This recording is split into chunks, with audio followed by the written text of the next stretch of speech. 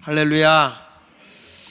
요한복음 13장부터 21장까지는 제자들에게 주신 말씀으로서 사역하는 자들에 대한 말씀을 주신 내용이라고 말씀했습니다. 1장부터 12장까지는 생명 있는 그리스도인에 대한 말씀이고 13장부터 21장까지는 제자들에게 주시는 말씀이에요. 지금으로 말하면 사역하는 그리스도인에게 주시는 말씀인데, 예수님께서 요한복음 13장부터 17장까지는 예수님이 이제 이 인류를 위해서 십자가 위에서 죽고 부활 승천하기까지 주신 예수님의 마지막 유언과 같은 말씀이라고 했습니다. 오늘은 특별히 예수님이 그 십자가에 못 박히기 직전에 마지막 기도를 올리고 있는 내용이 17장이에요. 17장. 그래서 여기서 주로 예수님이 어떤 내용의 기도를 하고 있느냐 하는 것을 살펴볼 텐데, 제가 오늘 제목을 보존받는 사역자, 한번 따라합시다. 보존받는 사역자. 이 보존받는다고 하는, 이 보존이라고 하는 말은 잘 간수하여 남아있게 한다, 이런 뜻이에요. 잘 간수하여 남아있게 한다. 그러니까 우리 예수님께서 이 세상에 하나님의 뜻을 실현하기 위해서 주님이 이 11 제자를 사역자로 세우는데, 하나님이 저들을 이 세상에서 하나님의 그 뜻을 이룰 영혼을 구원하기 위해서 아무리 세상이 험난하고 힘들어도 주님은 저들을 보존하겠다라는 말씀을 하고 있는 거예요. 그래서 제가 목회를 하면서도 느끼는 거지만은, 어느 교회든지 간에 그 교회를 하나님이 세우려고 할 때는 하나님 뜻에 맞는 자를 보존한다는 거예요. 보존해 준다는 거예요. 그러니까 세상의 모든 선지자들이 타락하고 부패되는 것 같아도, 하나님께서는 하나님의 말씀을 온 세상에 전하고 영혼을 구원하기 위해서 하나님 마음에 합한 자를 보존하고 계시죠. 그러니까 엘리야 시대 때도 나 혼자만 남았어요. 아무도 없어요. 그런데 주님이 뭐라 그래요? 너 말고 내가 7,000인을 남겨놨다, 이렇게 말씀하잖아요. 그와 같이 우리는 세상에서 아무도 없고 나 혼자인가? 이건 내가 아니면 할 수 없을까? 이렇게 착각하기가 쉬운데 그렇지 않습니다. 우리 한국교회도 그렇게 한 시대에 크게 훌륭하게 사용했던 목사님들도 그의 모든 일생의 여지가 끝나면 모든 복음 사역이 끝나는 게 아니라, 하나님은 그 복음 사역을 위해서 하나님 뜻에 맞는 자를 보존하고 계시는 거예요. 그래서 오늘은 보존받는 사역자에 대한 말씀을 가지고 함께 은혜를 나누려고 합니다. 여러분 모두가 하나님 뜻에 부합된, 하나님이 늘 보존해 주는, 하나님이 일하시고자 할 때 하나님이 보존하고 있던 사람을 택하여서 그 일을 하는데, 그 주인공이 오늘 심야기도에 오신, 또 온라인으로 예배드리고 계시는 모든 분들이 되기를 축원합니다. 자, 오늘 내용은 예수님이 마지막에 모든 것을 마무리 짓기 위한 기도를 하고 있는 내용이에요. 마치 주님이 죽음을 앞두고, 십자가의 죽음을 앞두고 이제 어떻게 이 세상의 모든 것을 정리할 것인가 하는 것에 대한 기도의 내용입니다. 신앙생활의 요소 중에 가장 중요한 것이 뭐냐면 하나님 뜻에 맞는 기도예요. 기도. 근데 이 사단이는 어떻게 하든지 기도하지 않게 하거나 또는 기도를 못하게 회방하는 거죠. 그러니까 기도 바쁘게 하고 모든 일이 잘 편안하고 잘 되면 기도할 일이 없어져요. 그러니까 사람들이 기도를 안 하려고 그래요. 그러니까 마귀는 어떻게 하든지 기도를 못하게 하거나 아니면 기도를 안 하게끔 만드는 거예요. 내가 전혀 하나님 말씀대로 순종도 아니하고 기도도 하지 않는데 매사에 모든 일이 잘 되고 있다는 건 위험한 거예요. 마치 주인이 돼지에게 많은 것을 주고 넉넉하게 먹을 걸 주는 거는 돼지가 이뻐서 주는 게 아니야. 빨리 자라라, 내가 널 잡아먹든지 너를 팔아먹든지 하겠다라고 하는 자기 욕구를 채우기 위해서 하는 거와 똑같이, 내가 하나님의 말씀대로 순종하고 살지도 않고 내가 기도도 하지 않는데 매사에 모든 일이 잘 된다, 이거 굉장히 위험한 거예요. 우리는 이 기도하는 성도가 돼야 되거든요. 그러니까 예수님도 공생애를 시작하면서도 끊임없이 습관을 쫓아 기도하셨어요. 심야 기도도 하시고 철야 기도도 하시고 새벽 기도도 하시고, 그러니까 예수님은 습관을 쫓아 기도하신 분이에요. 그러니까 기도가 생활화되신 분이다 그 말이죠. 그런데 오늘도 예수님이 십자가를 앞에 놓고, 큰 십자가를 앞에 놓고 기도하는 내용이 오늘 나오잖아요. 근데 어떤 기도를 했냐? 하나님 뜻에 맞는 기도를 해야 된다는 것이죠. 여러분, 기도는요, 모든 종교가 다 기도합니다. 기도 안 하는 데가 어디서? 불교는 우리보다 기도 더 합니다. 엄청나게 기도합니다. 불교는 우리는 100일 기도합니다. 하지만 불교는 1000일 기도도 있고요. 불교 엄청 기도해요. 그리고 정성도 우리가 못 따라가요. 이 불교에 심취돼 가지고 불교에 가서 기도하러 가는 사람들 보면 새벽에도 목욕 재배하고, 그리고 음식도 잘 싸가지고 가서 지성을 드려요. 아주 정성을 참 지독하게 잘 드려요.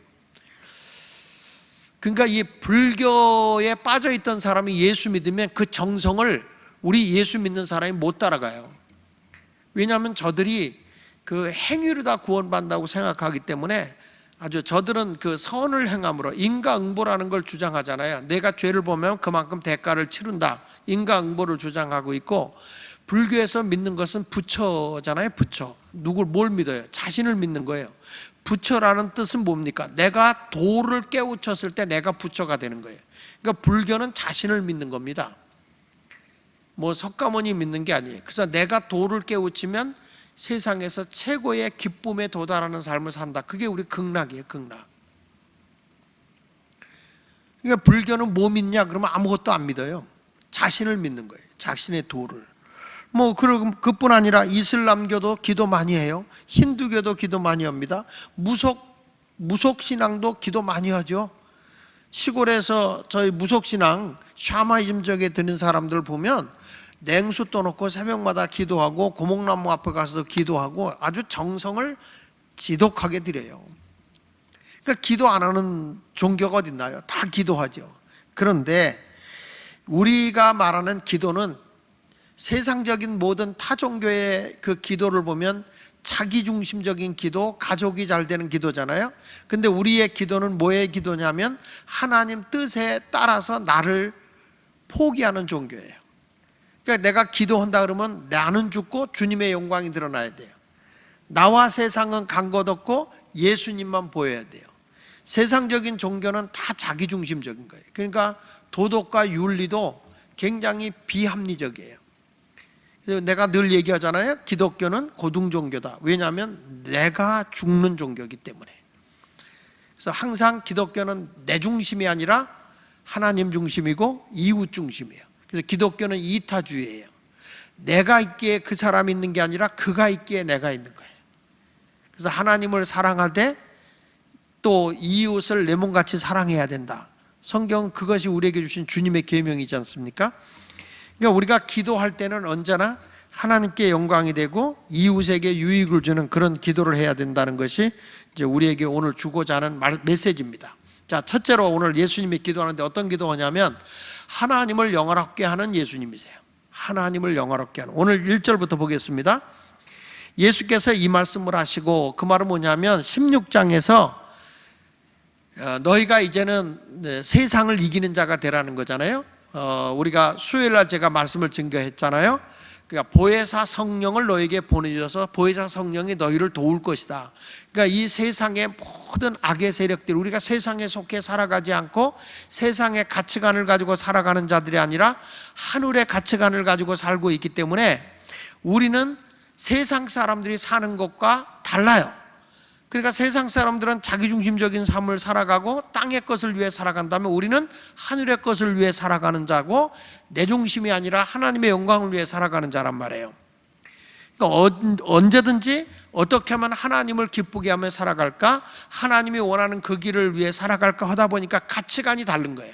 그러니까 가치관이 다르다 보니까 세상에 속해 살아가는 사람들이 예수 믿는 사람을 핍박하고 괴롭힌다는 거죠. 그러니까 우리가 내 힘으로는 이 세상을 이길 수가 없어. 그래서 우리 주님이 보혜사 성령을 너에게 보내줄 것이고 그분이 너를 도와줄 거다.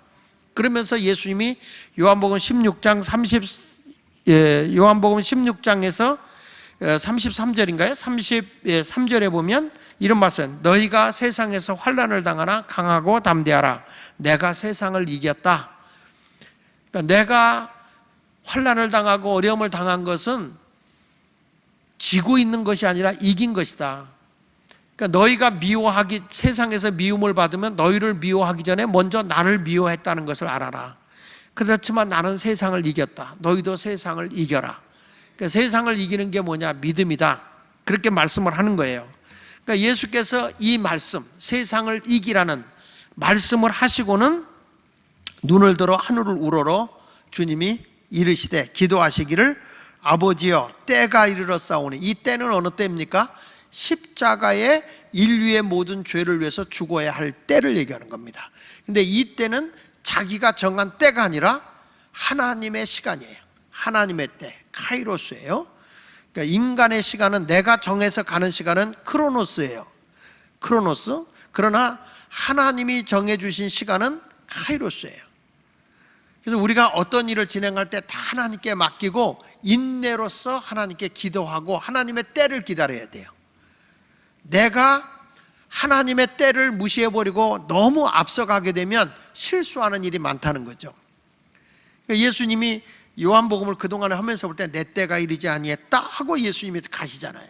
그러니까 주님의 때는 자기 시간을 말하는 게 아니라 하나님이 원하는 때를 찾아가는 거죠. 자, 여기서 아버지여 때가 이르렀사오니 아들을 영화롭게 하사 아들로 아버지를 영화롭게 하옵소서, 이렇게 말합니다. 여기 보십시오. 아버지여 때가 이르렀습니다. 아들을 영화롭게 하사 아들로 아버지를 영화롭게 하소서. 이 말은 무슨 얘기냐면 아버지의 뜻을 이루기 위해서 이 땅에 예수님이 오셨어요. 그 뜻이 뭡니까? 인류를 구원하기 오신 거예요. 근데 그 구원의 결론은 뭐냐? 인류의 모든 죄를 대속해서 예수님이 어린 양의 제물로 십자가에 죽어야 할 때예요. 그러니까 예수님이 십자가에 죽으심은 자기의 영광이 아니라 아버지가 인류의 모든 영혼을 구원하기 위한 하나님의 영광의 때를 얘기하는 거예요. 한 영혼이라도 잃어버리지 않고 구원하기를 원하시는 분이 하나님 아버지시거든요. 그러니까 그 때를 위해서 예수님이 오신 거죠. 그러니까 예수님은 내가 아버지의 영광을 위해서 이 땅에 왔다는 거죠. 그러니까 이제는 이런 말 하는 겁니다. 아들을 지금까지 하나님이 함께 하셔서 하나님의 복음 사역을 했고 많은 영혼을 구원하지 않았습니까? 기적을 행하시고 이제 예수님이 십자가에 못 박혀 죽을 때가 됐는데 내가 죽어서 아버지를 영화롭게 하기를 원합니다. 내가 여기서 공생에 3년 동안 하는 동안에 하나님이 함께 하심으로써 영광을 받았다 이 말이에요. 예수님이 그렇지 않습니까? 소경의 눈을 뜨게 하고 오비형 기적을 행하고 무리를 걷게도 하시고 풍랑을 잠잠하게도 하시고 소경의 눈을 뜨게 하시고 엄청난 하나님의 역사를 이루셨단 말이죠. 그것은 뭐냐면 아버지가 당신을 영화롭게 했다는 거예요. 아들을 영화롭게 하사. 여기 성경 말씀을 다시 한번 보세요. 1절에 보니까 아버지여 때가 이르렀사오니 아들을 영화롭게 하사 아들로 이제는 아버지를 영화롭게 하소서. 이제 나를 그동안 영화롭게 했지만 나는 이제는 내가 죽어서 하나님을 영화롭게 하기를 원합니다 하고 기도하는 거예요. 그러면서 이렇게 말합니다.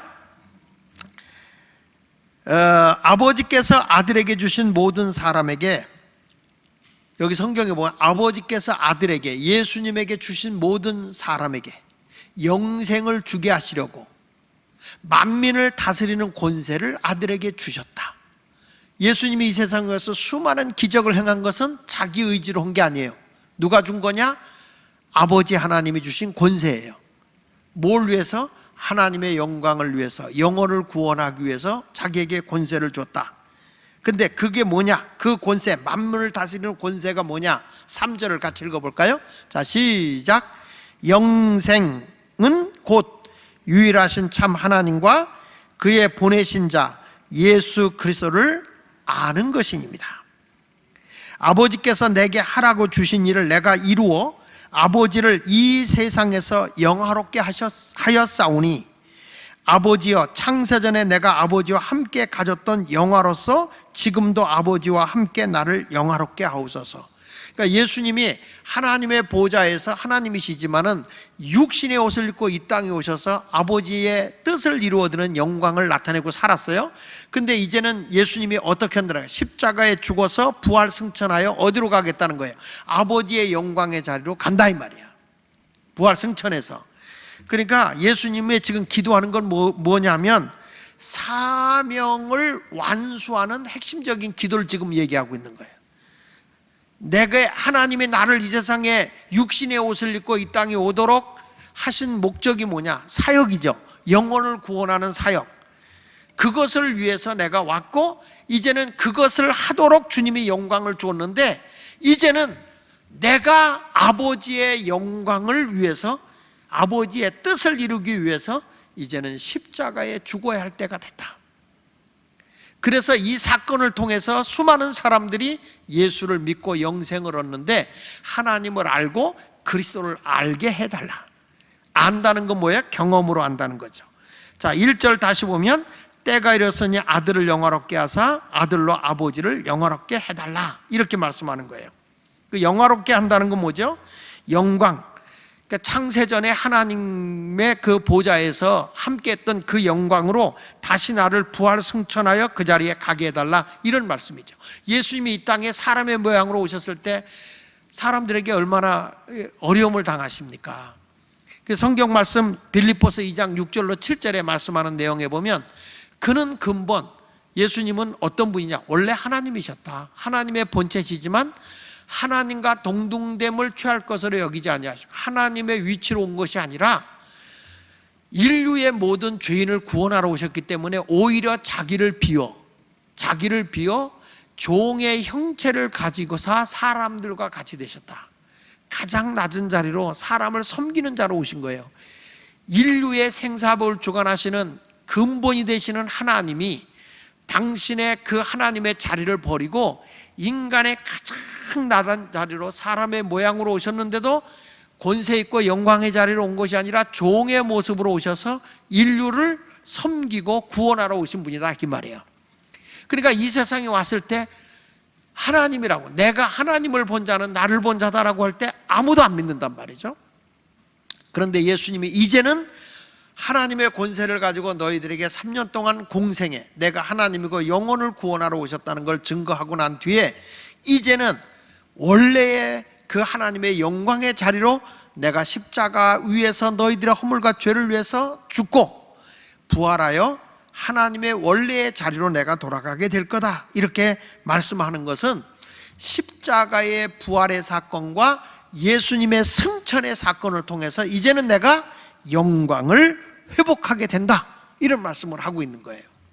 예수님이 마지막에 지금 기도하고 있는 것은 영광을 회복하러 이 땅에 왔다는 거죠. 그러니까 여러분들도 예수 그리스도를 믿잖아요. 그런데 예수님이 이 땅에 오신 목적이 뭐예요? 하나님의 사역을 위해 오신 거잖아요.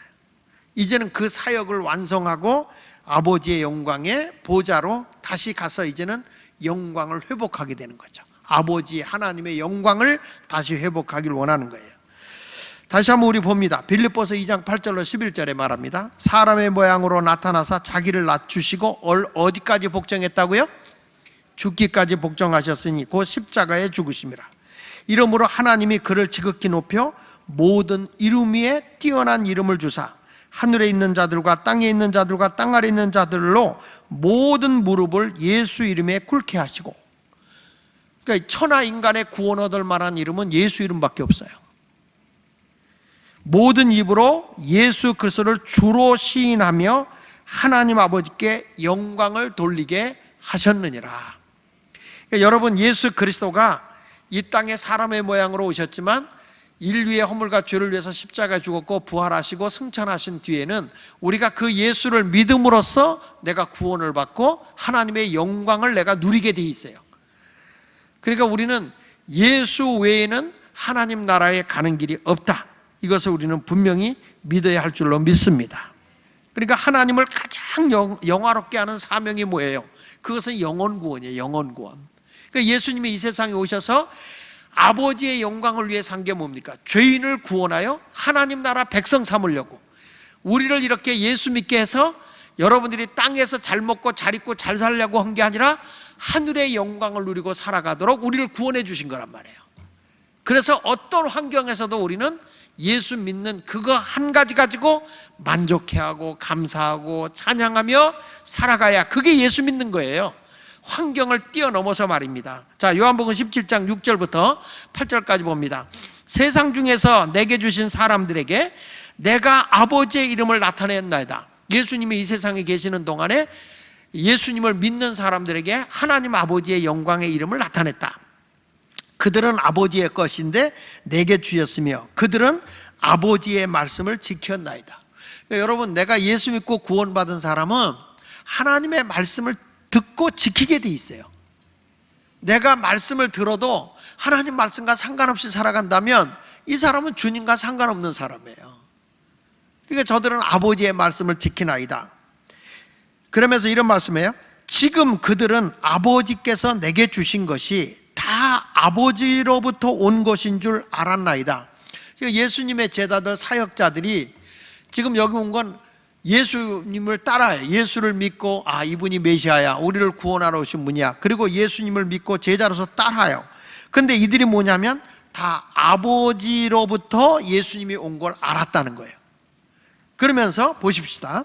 나는 아버지께서 내게 주신 말씀들을 그들에게 주어 싸우며 그들은 이것을 받고 내 아버지께로부터 나온 줄을 참으로 아오며 아버지께서 나를 보내신 줄도 믿어 싸움나이다. 지금 여기 보세요. 예수님이 말씀하는데 그 말씀을 제자들은 어떻게 했냐? 받아들였다. 하나님의 말씀을 반항하고 대항한 게 아니라 사역자들은 어떤 하나님의 말씀을 주어도 받아들이는 거예요. 그리고 뭐라고 그랬냐면 또 이렇게 말씀해요. 그들은 이것을 받고 내가 아버지께로부터 나온 줄을 참으로 알았다. 그러니까 말씀을 받아들일 뿐만 아니라 예수 그리스도가 인류의 구원의 하나님으로 이 땅에 하나님이 보내신 것을 알았다. 그리고 뭘 했느냐? 거기 보면 아버지께서 예수를 보내신 줄을 사역자들은 믿었다. 할렐루야. 그러니까 말씀을 받아들이고 그리고 예수를 알고 믿었다. 여기서 이런 말씀이 나와요. 그들은 아버지의 것인데 내게 주셨으며 그들은 아버지의 말씀을 지켰나이다. 지금 그들은 아버지께서 내게 주신 것이 다 아버지께로부터 온 줄을 알았다. 이렇게 말하고 있어요. 이 말은 이런 거예요. 주님의 제자가 돼서 이 땅에 이렇게 예수를 믿게 되고 내가 하나님 나라의 사역자가 된 것은, 제자가 된 것은 자기들의 의지나 노력이 된 것이 아니라, 인간의 뜻이 아니라 하나님이 은혜로 베풀어 준 거라는 거예요. 사역자가 되는 것은 하나님의 은혜지 내 노력으로 내 의지로 되는 것이 아니라는 거예요. 그래서 우리는 이런 얘기 하잖아요. 내가 주를 위해 살 거야. 그럴 때 그런 얘기잖아. 소명 받았어? 이런 얘기 하잖아요. 하나님께로부터 부르심을 입었어? 이런 말을 한단 말이에요. 이게 무슨 얘기냐면 너 하나님께 은혜 입었냐? 하나님께 큰 은혜를 입고 하는 거냐? 내 의지로 하는 게 아니라 하나님께 은혜 입고 사역하는 거야? 이런 얘기예요. 자, 그러니까 예수님이 여기서 다시 한번 보세요. 6절부터 세상 중에서 많은 세상의 사람이 있지만 내게 주신 사람들이 있다는 거예요. 예수님에게 온 사람이 있어요. 예수님이 그렇게 말씀을 전하고 표적을 행하셨지만 다 예수님을 쫓나요? 다 도망가 버려요. 그런데 그 고난이 오고 핍박이 오면도 영생의 말씀이 있어서 우린 예수님 안 떠납니다 하는 분들이 있다는 거예요. 근데 이분들은 자기 의지로 그렇게 된 게 아니고 여기 보니까 아버지의 것으로서 아버지가 저들을 보내줬다는 거예요. 은혜로. 근데 그들은 하나님의 말씀을 전하는 대로 받아들인다는 거예요. 신앙생활하면서 주님의 은혜를 입고 살아가는 사역자들은요, 말씀이 떨어지면 반발을 하는 게 아니라 그 말씀을 아멘 그리고 막 믿어지면서 뭘 하느냐? 순종한다는 거예요. 순종. 이것이 하나님의 은혜인 줄로 믿습니다. 요한복음 6장 44절 우리 잘 아는 내용이잖아요. 나를 보내신 아버지께서, 예수님을 이 세상에 보내신 아버지께서 이끌지 않으면 세상에 있는 그 누구도 예수님께 올 수가 없대요. 보세요. 나를 보내신 아버지께서 이끌어오지 않으면 아무도 내게 올 수 없으니 오는 그를 내가 마지막 날에 다 살려줄 거다. 영생을, 내가 예수 안에 죽어도 다시 산다. 영생을 얻는다, 그 말이죠. 여러분이 우리 이 자리에 와서 예수를 믿게 된다, 이건 우리의 만남이 우연이 아니라는 거예요. 주님의 은혜라는 거야. 우리는 그 말씀을 모르면 하나님의 말씀이 내게 6배 새겨져야 되는데, 신앙생활이 자기가 죽어지지 않으면 자기 판단대로 자기 의지대로 신앙생활하는 거예요. 신앙생활로서 왜 사람들이 자꾸 이랬다 저랬다 할까요? 자기가 살아있어서 그래. 자기가. 예수님의 제자들이 그렇게 고난이 오고 어려움이 올 걸 알면서도 예수님을 떠나지 않아. 그런데 예수님이 이런 말이에요. 아버지께서 보내주신 건데 저들은 아버지의 것이다, 이렇게 말하잖아요. 내 것이 아니라 아버지의 것이다. 하나님의 자녀다, 그 말이에요. 그러니까 예수님은 사역자들에게 말씀하는 거예요. 사역자는 하나님의 말씀을 받아들이는 자고, 말씀을 아는 자고, 그리고 믿는 자다. 이런 자를 주님은 지키는 거예요. 자, 보십시다. 요한복음 17장 9절에 내가 그들을 위하여 비옵나니, 내가 비옵는 것은 세상을 위한 게 아니다. 내가 지금 기도하고 있다. 기도하는데 내가 세상 사람, 멸망받을 사람, 그 사람 위해서 기도하는 거 아니다. 내게 주신 자들을 위해서 기도한다. 예수, 지금 여기는 사역자들이잖아요. 제자들이잖아요. 주님이 지금도 우리를 위해서 기도하는 거예요. 뭘 위해서 기도하느냐? 거기 보십시다. 그들은 내 것이 아니다. 아버지의 것입니다. 하나님의 자녀들이라는 거죠. 내 것은 다 아버지의 것이에요. 아버지의 것은 내 것이온데 내가 그들로 말미암아 영광을 받았다. 지금 예수님이 무슨 말씀을 하시죠? 아버지가 나를 영화롭게 해서, 영광스럽게 해서 내가 많은 기적을 행했다는 거잖아요. 그런데 이제는 나를 통해서 아버지가 영광을 받을 차례입니다. 이렇게 예수님이 죽음에서 부활 승천할 걸 말씀해요. 그런데 지금에 와서는 예수님의 그 사역자들은 다 아버지의 것입니다. 근데 내가 이 세상에 있는 동안에 저 예수님의 그 제자들, 그들은 다 하나님 아버지의 것인데 저들이 세상에서 나를 영화롭게 했습니다. 내가 십자가에 못 박혀 죽기 전에 하나님의 나라의 사역을 하는 동안에 저들이 나의 동역자들이었고 협력자들이었으며 나를 영광스럽게 했습니다.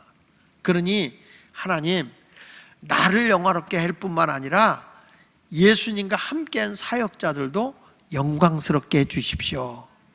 예수님이 이런 기도를 하는 거예요. 저는 우리 예수 믿는 분들이 주님을 위해서 진심으로 믿음 생활하고 순수하게 주님의 나라 위에 살면요, 하나님이 절대로 여러분과 여러분의 자손을 외면하지 않아요. 영광스럽게 한다니까요. 만일 말입니다, 예수님이 부활승천하셨어요. 자, 그리고 나서 성령에 의해서 하나님의 교회가 세워지지 않았다면 예수님과 함께 했던 제자들이 지금 이렇게 말씀이 전해지며 영광을 받을 수 있겠습니까?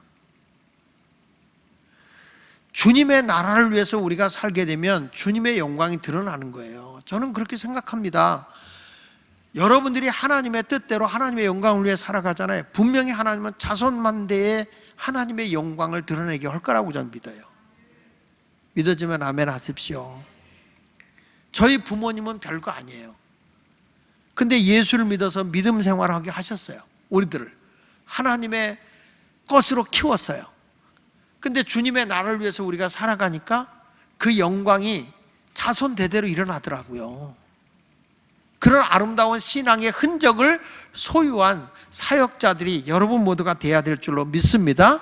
그러니까 예수님께서 지금 이제 아버지가 나를 영화롭게 했는데 이제는 내가 아버지를 영화롭게 합니다. 그러면서 제자들을 위해 기도하는데, 아버지, 저들이 나를 영화롭게 했어요. 그리고 저들은 내 것이 아니고 아버지의 것이에요.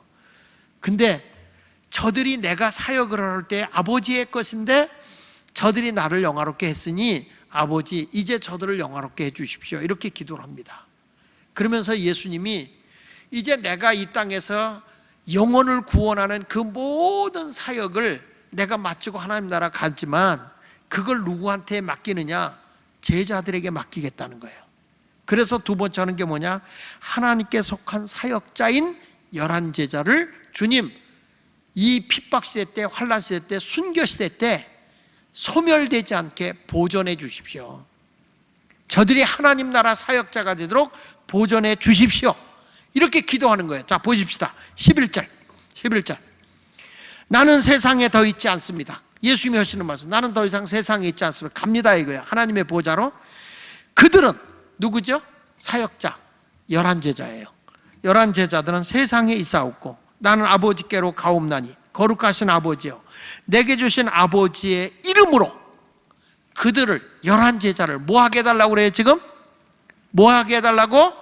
보존하사 하나님이 저들을 보호하시고 지켜주세요. 뭘 위해서? 영혼 구원을 위해서. 그러면서 이렇게 기도하죠. 우리와 같이 그들도 하나가 되게 하십시오. 아버지와 예수님이 하나인 것처럼 우리 주님의 뜻과 이 11제자와 뜻이 하나가 되게 해 주십시오. 내 뜻과 주님의 뜻이 다른 게 아니라 내 뜻과 주님의 뜻이 하나가 되고 주님의 뜻이 하나님과 하나가 되듯이 우리 믿는 자들도 한 뜻이 돼야 되는 거예요. 우리는 그리스도 안에서 한 몸을 이룬 한 뜻을 따라가는 자가 돼야 된다고요. 믿습니까? 많은 교파들이 있어도 우리는 뭘 가냐? 하나님의 뜻을 따라가는 자가 돼야 되는데 교회는 하나님의 영혼을 구원하기 위해 가는 거예요. 계속 봅니다. 그들을 보존하사 우리와 같이 그들도 하나 되게 하옵소서. 내가 그들과 함께 있을 때에 내게 주신 아버지의 이름으로 그들을 보존하고 지켰나이다. 그러니까 예수님도 제자들이 위험에 처할 때도 주님이 보존하고 지켜줬다. 그 중에 하나도 멸망하지 않고 다만 멸망받을 자식분. 이거 누구죠? 가룟 유다. 가룟 유다만 멸망했고 11제자는 하나님이 끝까지 보존해줬다. 이는 성경을 응하게 함이니이다. 같이 읽어봅니다. 시작. 지금 내가 아버지께로 가오니 내가 세상에서 이 말을 하옵는 것은 그들로. 그들이 누구예요? 11제자. 11제자가 누구예요? 사역자. 사역자는 누가 돼야 돼요? 나. 다시 물어볼게요. 자, 여기 보면 내가 세상에 이 말을 하옵는 것은 그들로 그랬는데 그들이 누구예요? 11제자. 11제자가 지금의 누구예요? 사역자. 사역자는 누가 돼야 돼요? 나. 그러니까 여러분들이 이렇게 진실로 믿으면 그런 게 그들로 내 기쁨을 그들 안에 충만히 가지게 하소서. 우리 주님의 기쁨. 예수님이 십자가 앞에 놓고 고난을 앞에 놓고도 이 하나님의 영광의 보좌에 저 천국에서 하나님의 영광을 영화롭게 할 걸 생각하니까 기쁨이 충만한다는 거죠. 우리 주님이 주시는 기쁨은 환경을 뛰어넘는 기쁨이에요. 세상의 모든 사람들에게 멸시와 천대와 조롱을 당해도 변함없는 삶을 살아가는 것, 이것이 주님이 기뻐하는 믿음인 줄로 믿습니다. 예수님이 기도하는 거예요. 주여 하나님의 그 뜻을 이룰 저 11제자를 끝까지 보존해 주십시오. 이렇게 주님이 요청하는 기도를 올리고 있는 것입니다. 예수님은 지금 이런 말 하잖아요. 이제는 나는 이 땅에 없게 된다는 거잖아요. 하나님의 보좌에 승천하셔서 이제는 이 세상에 나는 없다. 그런데 앞으로 저 제자들에게는 끊임없는 시련과 핍박과 생명의 위협을 당하게 될 텐데 그때마다 하나님이 저들을 보존해 달라는 거야. 보호해주고 지켜달라는 거예요. 편안하면 다 보존될 것 같죠. 그런데 예수님 당시에 그렇게 핍박을 당하는데도 교회가 무너지질 않아. 초대교회가 상상을 초월할 정도로 핍박을 당하잖아요. 근데 교회가 무너집니까? 안 무너져요. 왜 그래요? 주님의 사역자를 주님이 보존해 주기 때문에 된다는 거예요. 믿으시면 아멘. 그러니까 신앙생활하면서 성도들이 하나님의 뜻에 한 마음, 한 뜻을 가지고 살아야 되는 거죠. 교회가 어떤 것입니까? 그리스도의 몸이라고요. 우리는 그의 지체라고요. 언제나 우리는 떨어질 수 없는 유기적 존재예요. 그리스도를 중심으로 한 몸을 이루고 나가야 된단 말이에요. 요한복음 17장 18절 19절 보십시오. 아버지께서 나를 세상에 보내신 것 같이, 아버지께서 나를 세상에 보내신 것 같이 나도, 예수님도 11제자를 세상에 보내었고, 믿습니까? 또 그들을 위하여 내가 나를 거룩하게 하오니 이는 그들도 진리로 거룩함을 얻게 하려 함이니이다. 예수님이 지금 하시는 말씀이죠. 자, 이제는 아버지가 나를 세상에 보내서 영혼을 구원하게 했다. 이제 나도 11제자를 택해서 뭐 한다는 거예요? 세상에 보낸다는 거죠. 사도행전 1장 8절에 오직 성령이 너희에게 임하시면 너희가 권능을 받고 예루살렘과 온 유다와 사마리아 땅끝까지로 내 증인이 되리라. 세상으로 보내는 거예요. 근데 보내는데 세상 사람과 가치관이 똑같으면 안 되니까 그들을 위하여 내가 나를 거룩하게 하오니 이는 그들도 진리로 거룩함을 얻게 하려 함이니라. 세상의 가치관을 갖고 살아가는 사람이 아니라 진리인 하나님의 말씀의 가치관을 가지고 사는 거예요. 제가 요한복음 14장에서 그리스도인의 가치관이 세 가지다 그랬어요. 사역자의 가치관이, 첫째는 하나님의 나라다, 둘째는 예수 그리스도다, 셋째는 하늘의 평안이다. 이 가치관이 우리 속에 있어야 된다는 거죠. 땅에 살고 있지만 우리는 시시하게 땅의 것을 바라보는 자가 아니라 하나님 나라를 바라보는 자예요. 그리고 누구처럼 세상에 명예롭고 권세를 누리려고 하는 게 아니라 우리는 예수님을 추앙하는 자들이에요. 예수님이 전부야. 예수가 내 생애의 전부야. 그러니까 그분을 위해서 내 모든 것을 투신하는 거예요. 그런데 우리 속에 뭐가 있어요? 감옥에 갇혀도 평안이 와요. 가난해도 평안이 와요. 죽음이 와도 찬송이 나오고 평안해져요. 이게 하늘의 평안이죠. 근데 오늘 성경에도 보니까 우리 주님이 너는 진리로 거룩하게 살아가는 거야. 하나님의 사역자는요, 세속에 물들어 살아가는 자가 아니라고요. 거룩한 삶을 살아야 돼요. 거룩한 삶. 이게 그리스도인이라는 거예요. 저와 여러분은 그런 아름다운 신앙의 삶을 살아가야 할 줄로 믿습니다. 세상 사람들은 예수님이 세상에 속해 살지 않았기 때문에 예수님에 대해서 적대적 감정을 가졌다고. 적대적 감정을. 그러니까 바리새인들이, 서기관들이 다 자기중심적인 명예를 얻고 권세를 얻으려고 하는데 예수님은 그런 자들에 대해서 정죄했단 말이죠. 그러니까 예수님을 첫 설교를 듣고 내가 희년을 이 땅에 이르러 왔다고 하니까 낭떠러지에 밀어 죽이려고 하잖아요. 예수님은요, 첫 설교를 하면서부터 생명의 위협을 당해요. 교회가 성도들에게 말씀을 들으면서 신음소리가 나야 정상인 거야. 세상의 모든 가치관을 가지고 세상에서 출세하고 명예 얻고 세상에서 나 잘되고 하는 게 그게 복음이 아니거든요. 세상의 것 내려놓고 하늘의 것을 위해 살라는 거잖아요. 그렇기 때문에 제대로 예수를 믿으면 말씀을 들을 때 끙끙 앓는 소리가 나와야 정상인 거예요. 그래서 우리가 예수를 믿으면 세상을 살아갈 좀 불편하게 살아야 돼. 불편하게. 세상 영광 다 먹을 것 다 먹고 입을 것 다 입고 마실 것 다 마시고 어떻게 주를 위해 살아요? 잠잘 것 다 자고 어떻게 주님의 나라를 위해 사냐고.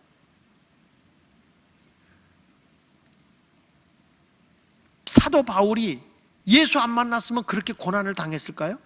예수 안 만났으면 그 사람의 감옥에 갇힐 일이 없어요. 순교 당할 일도 없고요. 예수님을 만나고 하나님의 영광을 위해 거룩한 삶을 살려고 하다 보니까 환난이 오고 핍박이 오고 고난이 오고 배고프고 줄이고 돌팔매를 맞고 풍랑을 겪고 생명의 위협을 끊임없이 당한단 말이죠. 여러분, 우리가 진리 안에서 살려고 하다 보니까 집안에서 자꾸 충돌이 오는 거예요. 믿지 않는 사람하고 충돌이 오는 거예요. 열심히 신앙생활하고 열심히 봉사하려고 그러면 충돌이 안 오나요? 오죠. 그래서 성경에 예수님이 하시는 거예요. 원수가 집안에 있는 거예요. 멀리 있는 것이 아니고요. 왜? 가치관이 달라요. 하등 종교는 자기중심적이잖아요. 우리 가정, 우리 이런 거잖아요. 근데 고등종교는 언제나 하나님의 영광을 위해서 하는 거라고요. 여러분, 나도 살아있는 동안에 주님을 위해 살겠습니다 하면 사명 있는 사람은 병 들었으면 고쳐서 쓰시는 거고, 하나님 나라 위해 살아야 되겠습니다 하면 하나님이 물질 주어서 필요하면 쓴단 말이에요. 근데 우리는 하나님이 건강 주니까 그거 가지고 뭐 죄나 짓고 발바닥이나 비우며 향락에 빠져 있고, 하나님이 많은 재능을 줬는데 그 재능을 가지고 하나님의 영광을 위해 살아가기보다 자기 하나 잘 먹고 잘 입고 잘 살려고 하다 보니까 문제가 생긴단 말이에요. 예수님과 같이 하나님의 영광을 위해 살아가는 자를 하나님은 이 땅에 보존시키는 거예요. 그러니까 예수님의 기도가 그거예요. 제자들을 보존하여 악에 빠지지 않게 해달라는 거예요. 자, 14절부터 보겠습니다. 내가 아버지의 말씀을 그들에게 주어 싸우며 세상이 그들을 미워하여 싸우니, 분명히 세상이 미워해요. 이는 내가 세상에 속하지 아니한 같이 그들도 세상에 속하지 아니함으로 인함이니이다. 세상이 미워한다고요. 예수 제대로 믿으면 미워한다고요. 그건 왜 그래요? 세상에 속해 살지 않으니까. 세상과 타협하고 살지 않으니까. 내가 비옵는 것은 그들을 세상에서 데려가시기를 위함이 아니요, 이런 말하죠. 다만 악에 빠지지 않게 보존하기를 위함이다. 진리 안에서 거룩하게 된다는 게 뭡니까? 예수를 제대로 믿으면 우리는 악에 빠져 사는 게 아니라고요. 예수 믿는데 못된 짓 다 하고 죄 짓고 이런 식으로 살아가는 것은 하나님의 복음의 본질이 잘못 전해지고 있다는 거예요. 다시 말씀하지만 요한복음은 인간 개조의 복음이에요. 인간 새 창조의 복음이에요. 그래서 태초에 말씀이 계시니라, 태초에 천지를 창조하시니라. 창세기에서는 천지 창조라고 한다면 요한복음은 인간 새 창조의 복음이라고요. 사람을 새롭게 만드는 복음이라. 예수 그리스도의 사람으로 새롭게 만드는 거예요. 교회 다니면서도 헐짓 다 하고 돌아다니면서 그냥 죄악 속에 살아가는 거예요. 그 어느 목사님이 쓴 책 가운데 이렇게 썼더라고요. 예수 믿는 사람이요, 조금 세상을 불편하게 삽시다. 이렇게 썼더라고요. 세상을 좀 불편하게 삽시다.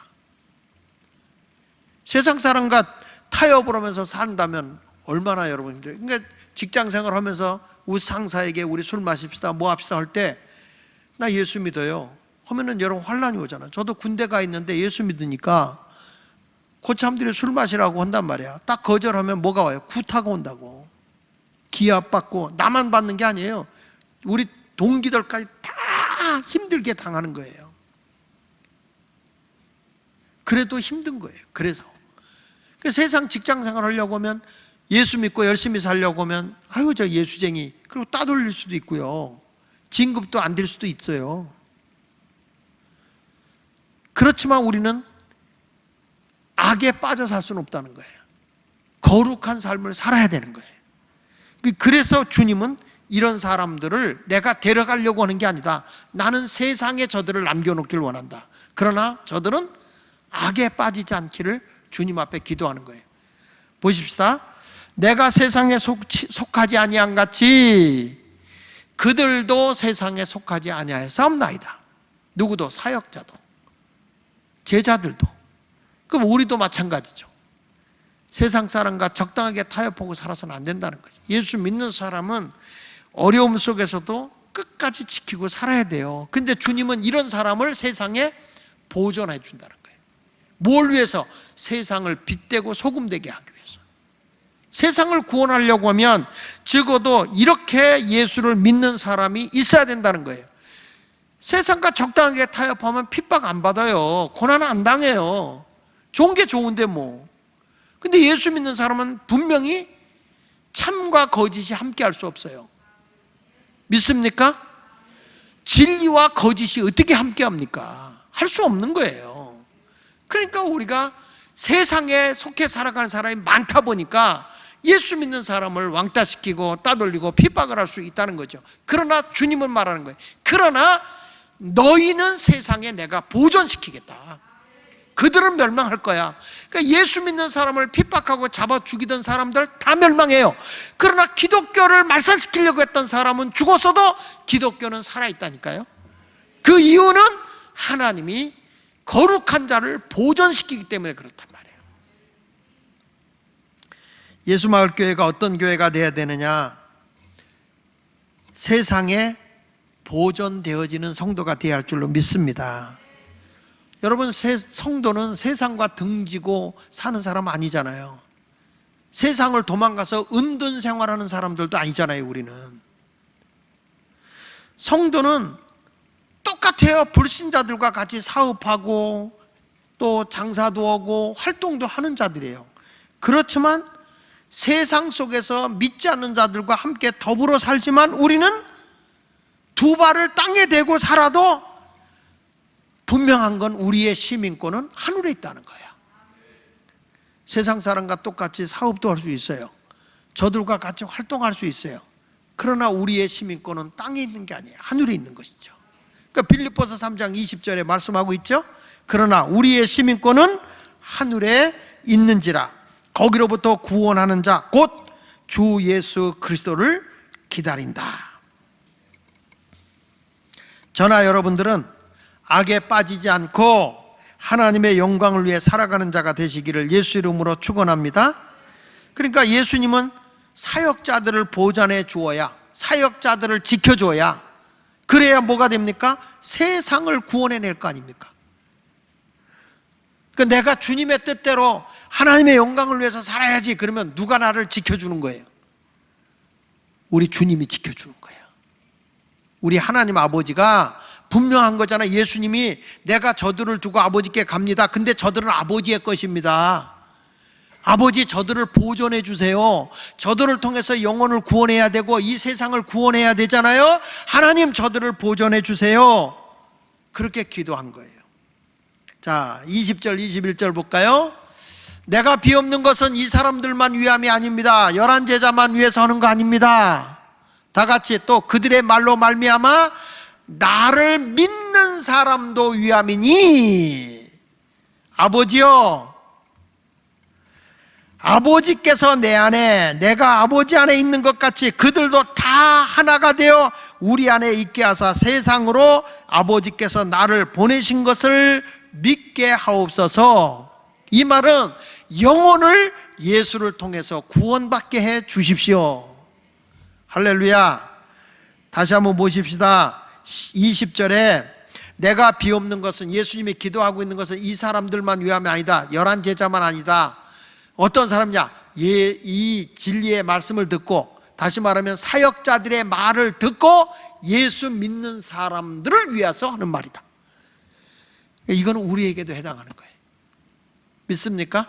아버지여, 아버지께서 내 안에 내가 아버지 안에 있는 것 같이 그들도 다 주 안에 거하는 자가 하나가 되게 해달라. 세상으로 아버지가 나를 보내신 것을 믿게 하고, 오직 예수를 똘똘 믿는 믿음의 공동체가 하나님의 뜻을 위해서 하나가 돼서 살아가야 할 줄로 믿습니다. 그러니까 나의 영광을 위해서 살지 말고 예수님과 같이 아버지의 영광을 위해 살아야 돼요. 자, 24절 보십시다. 24절. 아버지여, 내게 주신 자도 나 있는 곳에 나와 함께 있어 아버지께서 창세전부터 나를 사랑하심으로 내게 주신 나의 영광을 그들로 보게 하시기를 원하옵나이다. 제가 아까도 얘기했어요. 아버지가 나를 영화롭게 해서 공생애 3년을 했다. 근데 이제는 내가 아버지를 영광스럽게 하기 위해서 십자가에서 죽습니다.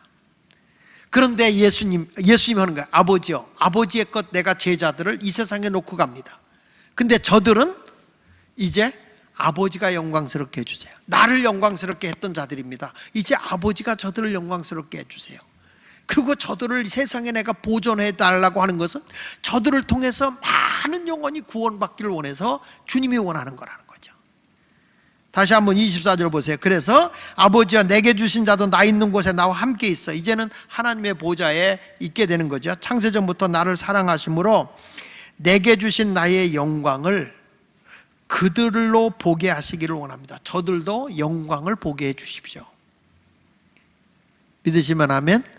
그러니까 이 바울이라는 사람이 3층 천을 보는 거예요. 하나님의 영광의 세계를 본 거예요. 그러니까 세상의 것이 하나도 부럽지가 않아. 그래서 세상의 것을 배설물같이 버리고 빌립보서 1장에 보면 나는 오늘이라도 빨리 죽어서 예수님 곁으로 가고 싶은 마음이 간절합니다. 그러나 내가 사는 것도 하나님의 영광을 위해서 유익하니 내가 복음 전하는 사람이 되겠습니다. 개인적으로는 죽어서 하나님의 영광의 보좌에 가고 싶지만 살아있는 것은 하나님이 나를 보존해 주는 거니까 뭘 위해서? 영혼을 구원하기 위해서. 우리가 왜 살아있느냐? 전도를 위해서. 아멘입니까? 7월 4일이 우리가 맥주주일이에요. 맥주주일을 우리가 지키는데 그때 우리가 하나님의 가장 귀한 열매를 하나님께 드리기로 하는데 어떤 걸 요구하느냐 하면 가장 좋은 건 영혼 구원의 열매가 제일 기뻐할 거예요. 아멘. 시원찮네요. 이런 아름다운 신앙의 삶을 살아가는 여러분이 됐으면 좋겠습니다. 주님의 사역자가 영혼 구원하고 하나님의 영광을 바라보고 살아가는 그런 그리스도인만 된다면 하나님이 여러분 모두를 다 기뻐할 거예요. 오늘 말씀을 제가 이제 정리를 합니다. 자, 다시 한번 우리 26절을 보겠습니다. 25절부터 볼게요. 25절, 26절을 보겠습니다. 의로우신 아버지여, 세상의 아버지를 알지 못하여도 세상이 아버지를 알지 못하여도 나는 아버지를 알아사옵고 그들도 아버지께서 나를 보내신 줄 알았습니다. 하나님의 사역자는 예수님이 하나님이 육신의 옷을 입고 있다는 걸 알았다는 거예요. 그래서 나도 그걸 믿는다는 거예요. 지금 사역자들은 예수를 잘 믿는 자예요. 그분이 하나님임을 알아요. 믿습니까? 26절, 내가 아버지의 이름을 그들에게 알게 하였고 또 알게 하리니 이는 나를 사랑하신 사랑이 그들 안에 있고 나도 그들 안에 있게 하려 함이니라. 이런 거죠. 나를 사랑하신 사랑이 그들 안에 있고 아버지가 예수님을 사랑한 그 사랑의 크기가 사역자들에게도 있고 나도 그들 안에 있게 하려면, 그러니까 예수님 안에 거하는 거죠. 하나님의 사랑이 흠뻑 젖어 있는 사역자, 그들 속에는 언제나 누가 계시느냐? 예수가 계시다. 우리는 그런 사역자로 살아야 된다는 거예요. 오늘 요한복음 17장 말씀의 총결론이죠.